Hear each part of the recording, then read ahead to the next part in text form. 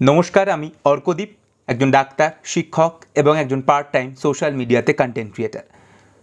तोमरा अनेक रिक्वेस्ट करेছিলে जे भिडियोटा निये फाइनली आमी सेई भिडियोटा निये चले एलाम। हाँ, এই ভিডিওতে আমি কথা বলবো যে কোনো রকম কোচিং ইনস্টিটিউট ছাড়াই কিভাবে বাড়িতে বসে তুমি ডাক্তারের জন্য সম্পূর্ণভাবে নিজেকে তৈরি করতে পারো। অর্থাৎ নর্মালি বড় বড় কোচিং ইনস্টিটিউটে যে 2.5 থেকে 3 লক্ষ টাকা নেওয়া হয় সেই টাকাটা খরচ না করে কিভাবে বাড়িতেই তুমি নিট পরীক্ষার জন্য নিজেকে সম্পূর্ণভাবে তৈরি করতে পারো।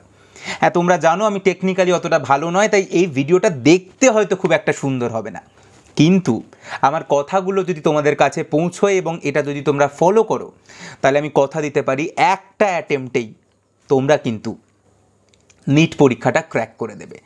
তো আর বেশি কথা না বাড়িয়ে ভিডিওটা শুরু করা যাক। শুরুতেই একটা ভুল ধারণা ভেঙে দিই। এই যে একটা ধারণা রয়েছে যে নিট পরীক্ষাটা বোধহয় খুব কঠিন পরীক্ষা, এটা কিন্তু একদম ভুল ধারণা।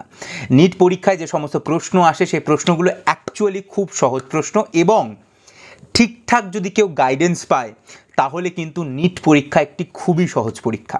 শুধুমাত্র ঠিকঠাক গাইডেন্সের অভাবে বা ভুল গাইডেন্সের অভাবে এই পরীক্ষাটাকে কিন্তু অ্যাকচুয়ালি কঠিন করে তোলা হয়েছে। তো এই ভিডিওতে আমি খুব সহজ ভাষায় বলে দেবো যে সেই প্রপার রাস্তাটা কি, যে রাস্তাটা ফলো করে তোমরা অ্যাকচুয়ালি এক অ্যাটেম্পটে নিটটা ক্র্যাক করতে পারো। তো সবার আগে বলি, তোমরা জানো যে নিট পরীক্ষাতে টোটাল 720 নম্বর থাকে। 720তে পরীক্ষা হয়, তার মধ্যে 50%ই মানে 360 নাম্বারই থাকে বায়োলজি থেকে। অর্থাৎ বুঝতেই পারছো ওজনে বায়োলজি কিন্তু সব থেকে গুরুত্বপূর্ণ।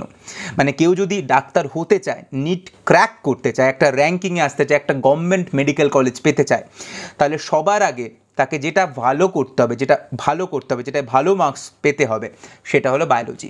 কারণ 50% প্রশ্ন, 50% নাম্বার শুধুমাত্র বায়োলজি থেকেই থাকে। এখন একটু চমকে উঠবে না আমি যদি তোমাকে একটা কথা বলি, এই যে বায়োলজিতে 360 নম্বর থাকে, এই 360-এ তুমি 360ই পেতে পারো, একটা নম্বরও তোমার মার যাবে না। কি করে? এবং এটা যে কেউ পেতে পারে। কি করে জানো? যদি তোমাকে আমি আগেই বলে দিই যে ঠিক কোন জায়গা থেকে কোশ্চেনগুলো আসবে। অর্থাৎ বায়োলজিতে টোটাল যে 90টা কোশ্চেন আসে সেটা যদি শুরুতেই বলে দিই যে এই জায়গাটুকু পড়ো, এইটুকু পড়ো, এইটুকুর মধ্যে থেকেই তোমার 90টা প্রশ্নই আসবে, তাহলে কি কোনো অসুবিধা আছে? এই জিনিসটাই হয়তো অনেকে জানে না, তাই শুরুতেই বলে দিই দুটো বই আছে, ওই দুটো বই শুধু পড়তে হবে। তুমি ওই দুটো বইয়ের যদি line by line, word by word পড়ে ফেলতে পারো তাহলে তোমার বায়োলজিতে 360 না হলেও 350 পাওয়া কেউ আটকাতে পারবে না। এবং বুঝতেই পারছো 720-র মধ্যে শুরুতেই তুমি যদি 350, 340 এরকম একটা নম্বর পেয়ে যাও, তোমার সিলেকশন কিন্তু একেবারে পাক্কা হয়ে গেছে। কারণ ফিজিক্স কেমিস্ট্রি তুমি কতটা খারাপ করবে আর। তো সেই দুটো বই কি? খুব সহজ দুটো বই।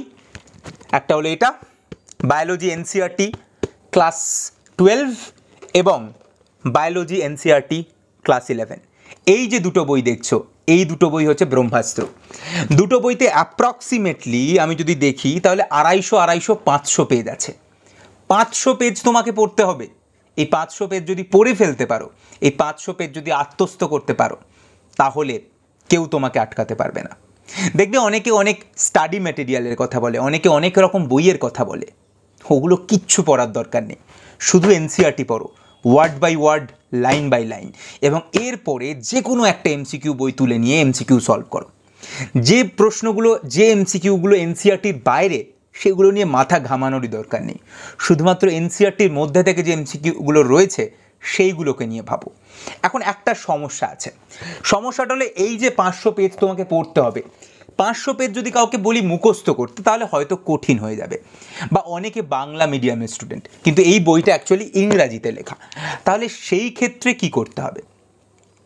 সেই ক্ষেত্রে তোমার একজন গাইডের দরকার। সেটা একটা জাস্ট গাইড, মানে একটা টিউশন নিতে পারো, একটা টিচার নিতে পারো, একটা এমন কাউকে খুঁজতে পারো যে তোমাকে এই বইটা পড়াটা সহজ করে দেবে। দ্যাটস ইট, এইখানেই খেলা শেষ। শুধু যদি এরকম একটা মানুষকে তোমার জীবনে খুঁজে পাও, তার যেটা ফিজ সেটা যদি তুমি দিয়ে দাও, বা তুমি যদি নিজে বুঝতে পারো তাহলে তো কাউকে লাগবে না, আর যদি নিজে বুঝতে না পারো বইটা, যদি তোমার মনে হয় কারোর হেল্প দরকার, শুধু তোমার একজনকে খুঁজতে হবে যে তোমাকে এই বইটা বোঝাতে সাহায্য করবে, তাহলেই কিন্তু বায়োলজির ভার শেষ, আর চিন্তা করার দরকার নেই। এবার অনেকে বলতে পারে বাংলা মিডিয়াম হয়ে আমি এই বই কেন পড়বো, আমি বাংলা বই পড়বো। আমি তোমাকেও বলছি তুমি যখন ডাক্তারিটা পড়বে তোমাকে ইংরাজিতেই পড়তে হবে, তাই এখন থেকে এটা অভ্যেস করো, আমার কথাটা মিলিয়ে নিও। তুমি এই ইংরাজি বই দুটো যদি পড়তে পারো line by line, word by word, এবং বুঝতে পারো, আত্মস্থ করতে পারো, বায়োলজিতে 350 পাওয়া কেউ আটকাতে পারবে না। তোমাকে কোনো কোচিং ইনস্টিটিউটে ভর্তি হতে হবে না, কোনো নোট পড়তে হবে না, কোনো স্টাডি মেটেরিয়াল পড়তে হবে না, শুধু এই বইটা নিজে আত্মস্থ করো, অথবা নিজে যদি না পারো জাস্ট একজন টিচারের হেল্প নাও, একজন গাইডের হেল্প নাও, একজন লোকাল টিচারের হেল্প নাও, যার খুশি হেল্প নাও। যেরকম আমি অনেককে পড়াই, আমার কাছে পড়ার দরকার নেই, তোমার যাকে পছন্দ, তোমার আশেপাশে যাকে পছন্দ তার কাছে পড়ো, শুধু এই বইটাকে সহজ করে নাও, তাহলেই বায়োলজিতে 350 হয়ে গেল। এরপরে আসে আরও দুটো সাবজেক্ট, ফিজিক্স আর কেমিস্ট্রি। আমি বলি যে বায়োলজিটা অ্যাকচুয়ালি ডিসাইড করবে তুমি চান্স পাচ্ছ কি পাচ্ছ না, আর র্যাঙ্কিং মানে তুমি কত র্যাঙ্ক ভালো করবে, মানে তুমি কলকাতা মেডিকেল কলেজে অ্যাডমিশন নেবে, মানে সাধারণত যারা প্রথম দিকে ওয়েস্ট বেঙ্গলে র্যাঙ্ক করে তারা কলকাতা মেডিকেল, বা আরও বড়োভাবে বললে তুমি দিল্লি এমসে চান্স পাবে নাকি কলকাতা মেডিকেল কলেজে চান্স পাবে, সেইটা ডিসাইড করবে কিন্তু ফিজিক্স আর কেমিস্ট্রি, সেইটাতে তুমি কত ভালো। এখন ফিজিক্স কেমিস্ট্রি নিয়ে লোকের আবার অনেক ভুল ধারণা রয়েছে। সমস্যাটা যেটা হলো যে এই ফিজিক্স কেমিস্ট্রি পড়ানোর নামে বা নিটের জন্য পড়ানোর নামে লোকে এই দুটো সাবজেক্টকে কমপ্লিকেটেড করে ফেলে।